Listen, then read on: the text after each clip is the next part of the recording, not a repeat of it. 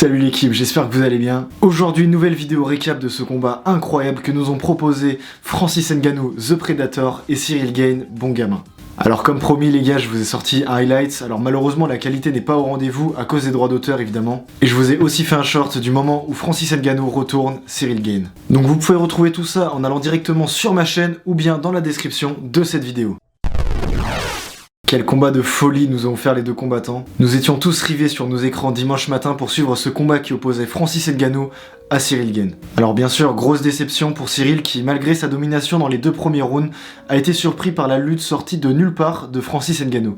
Et c'est un véritable slam qui a fait tomber le combat dans une autre configuration pour permettre la victoire par décision de Francis Ngannou. Alors les gars, moi je vous dis directement, j'ai surkiffé ce combat, on a eu le droit à plein de rebondissements, et bien sûr ce game plan qui a été soigneusement amené par Francis Ngannou et qui lui a permis d'apporter la victoire. Alors c'est vrai que dans les deux premiers rounds où le combat s'est réalisé majoritairement debout, exclusivement debout même, j'avais tendance à croire que Ciryl Gane gagnerait le combat. Alors premièrement, je pense qu'on est tous d'accord pour dire que Francis Ngannou paraissait lent à côté de Ciryl Gane, du moins pour les deux premiers rounds bien sûr. D'ailleurs, on peut même dire que dans le deuxième round, Francis Ngannou paraissait complètement épuisé physiquement.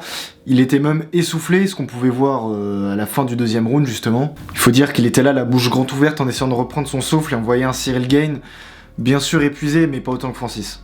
C'est dans le troisième round qu'on voit Francis Ngannou mettre en place son nouveau plan de jeu face à Ciryl Gane, où il domine grâce à son grappling. D'ailleurs, il faut dire que ses mises au sol étaient absolument extraordinaires. La première, suite à une tentative de kick de Ciryl Gane, il réussit une projection au sol absolument foudroyante. Surtout que personne n'avait vu auparavant cette capacité de lutteur qu'il a démontré dans le combat. Également, ce contrôle de Ngannou au sol lui a permis de reprendre des forces, également son souffle. Et c'est dans cette cinquième reprise que Francis Ngannou vient confirmer cette victoire avec une dernière mise au sol sur Ciryl Gane, avec une position dominante et un contrôle total sur Ciryl Gane.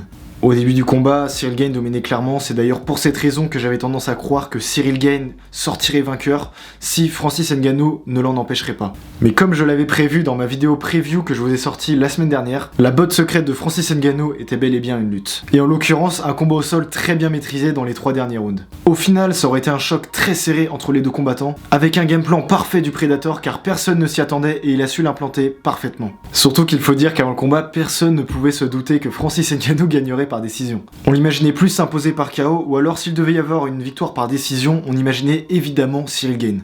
N'oublions tout de même pas que Ciryl Gane nous a proposé une très belle performance, notamment les deux premiers rounds debout où il a totalement dominé, et également au sol en maintenant les bras de Francis Ngannou pour éviter de se faire cogner tout simplement. J'imagine que la déception doit être grande pour Ciryl Gane, il encaisse là sa première défaite en tant que champion intérimaire chez les poids lourds. Il a eu l'occasion de devenir le premier français à décrocher une ceinture à l'UFC et était malheureusement proche de cet exploit. Cependant, son mental et son expérience ont fait la différence. Ciryl Gane a cependant fait preuve de fair play où il a salué la performance de son adversaire camerounais. Il a dit que c'était une bonne expérience, surtout qu'il a commencé le MMA seulement en 2018. C'est donc un jeune combattant qui a une marge de progression encore énorme. De son côté, Francis Ngannou a fait une déclaration d'après-combat où il annonce qu'il se serait blessé gravement le genou 3 semaines seulement avant le combat et il aurait dû l'annuler. Ciryl aimerait bien avoir une revanche. Personnellement, j'aimerais aussi voir ça, même si Francis Ngannou risque plutôt d'affronter Jon Bone Jones, à moins qu'il ne se dirige vers le noble art.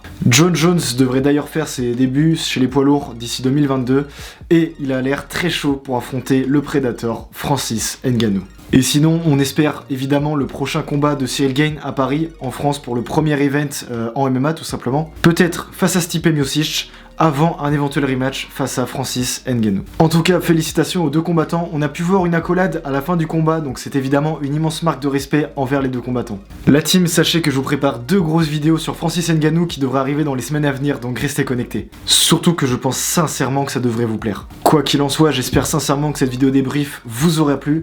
Je vous invite à lâcher un like et également à donner votre avis dans les commentaires. Et également, je sais qu'en disant ça, je vais en énerver plusieurs d'entre vous, mais vraiment, activez la cloche et abonnez-vous, c'est le meilleur moyen pour vous de pouvoir soutenir la chaîne. Donc je remercie du fond du cœur ceux qui le font. Sur ce, je vous dis à très vite pour une prochaine vidéo, c'était Léo, bye.